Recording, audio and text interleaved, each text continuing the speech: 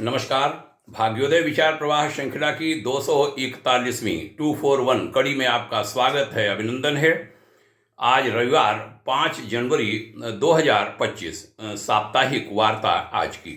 मैं आज कुंभ की चर्चा करूंगा, महाकुंभ की। यह पूर्ण चर्चा ऐतिहासिक है और प्रासंगिक भी, क्योंकि जनवरी फरवरी 2025 में तीर्थराज प्रयागराज उत्तर प्रदेश में महाकुंभ हो रहा है। उत्सव धर्मी हमारे देश के करोड़ों नर नारी महाकुंभ में पहुंच रहे हैं और दुनिया भर से भारी संख्या में सनातन प्रेमी यहां आ रहे हैं। बताते हैं कि 40 से 50 करोड़ 45 से 50 करोड़ लोग कुंभ में पधारेंगे। हमें लगता है दुनिया के 4-5 देशों के अलावा किसी देश की जनसंख्या तक इतनी नहीं है। सबसे शक्तिशाली कहे जाने वाले अमेरिका की जनसंख्या 30 करोड़ के लगभग है। तो कहूँ कि 1.5 अमेरिका प्रयागराज आ रहा है, कुंभ मेला में आ रहा है, तो अतिशयोक्ति नहीं होगी। संगम पर गंगा यमुना और जो विलुप्त सरस्वती है उसका संगम, पवित्र संगम। हमें पिछले महाकुंभ 2012 में 12-13 में 51 दिन संगम के समीप अरैल क्षेत्र में रहने का सुअवसर प्राप्त हुआ था। हमने समीप से देखा था कुंभ को और कुंभ को अनुभव किया था। बिना कोई आमंत्रण दिए इतना बड़ा जलसा दुनिया भर में कहीं नहीं होता। कुंभ में सनातन संस्कृति की, हिंदू धर्म की और भारतीय दर्शन की विराटता के दर्शन होते हैं। अनेकता में एकता वाली जो सनातन संस्कृति की उक्ति है, उसका यह एकमात्र आयोजन है जिसमें सनातन के सभी अंग एक साथ दिखते हैं। वस्तुतः यह राज, समाज और संत का संयुक्त आयोजन है।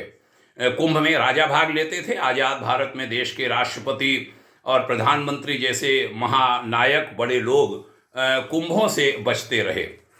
आज़ादी के बाद के कुछ बड़े नेताओं ने रुचि दिखानी थी उन्हें, लेकिन दिखाई उन्होंने, फिर वह रुचि घटती गई। भारतवर्ष और उत्तर प्रदेश में हिंदुओं की सरकार आने के बाद स्थितियां काफ़ी बदली हैं। संकेत मिल रहे हैं कि इसी सप्ताह भारत की राष्ट्रपति महोदया श्रीमती द्रौपदी मुर्मू जी कुंभ नगर में पहुंचेंगी। उत्तर प्रदेश के मुख्यमंत्री आदरणीय योगी आदित्यनाथ जी ने तो कुंभ जिला बना दिया है। अब कुंभ व्यवस्थाओं को प्रयागराज जनपद नहीं बल्कि कुंभ जिला संभाला करेगा। बड़ी सुंदर बातें कुछ मैं कहने जा रहा हूँ कुंभ के बारे में, उनको आप लोग सुनेंगे। खासकर नई पीढ़ी के लोग, उनकी दृष्टि स्पष्ट होगी कुंभ क्या है। कुंभ का शाब्दिक अर्थ है कलश, और यहाँ कलश का संबंध है अमृत कलश से। बात उस समय की है जब देवासुर संग्राम के बाद दोनों पक्ष, देव और दानव, समुद्र मंथन को राजी हुए थे। मथना था समुद्र तो मथानी और नेति भी उसी हिसाब की चाहिए थी। ऐसे में मंदराचल पर्वत मथानी बना और नाग वासुकी उसकी मथानी। मंथन में 14 रत्नों की प्राप्ति हुई जिन्हें परस्पर बांट लिया गया, परंतु जब धन्वंतरी ने अमृत कलश देवताओं को दे दिया तब फिर युद्ध की स्थिति उत्पन्न हो गई देव और दानवों में। तब भगवान विष्णु ने स्वयं मोहिनी रूप रखकर सबको अमृत पान कराने की बात कही और अमृत कलश का दायित्व इंद्रपुत्र जयंत को भगवान विष्णु ने सौंपा। अमृत कलश को प्राप्त कर जब जयंत दानवों से अमृत की रक्षा हेतु भाग रहा था, तभी अमृत की बूंदें पृथ्वी के 4 स्थानों पर गिरी, और वो 4 स्थान थे हरिद्वार, नासिक, उज्जैन और प्रयागराज।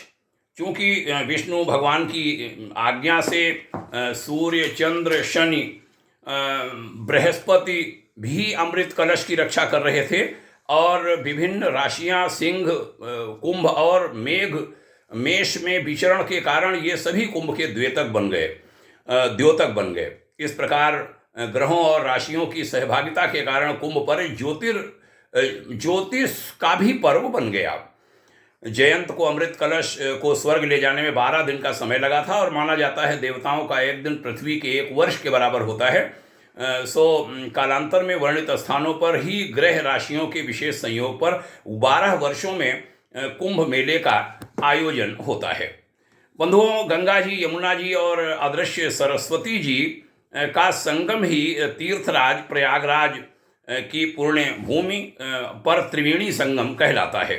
कहते हैं जब गंगा और यमुना के संगम की बात चली तब गंगा जी यमुना जी से मिलने को तैयार नहीं थी, उन्होंने मना कर दिया था।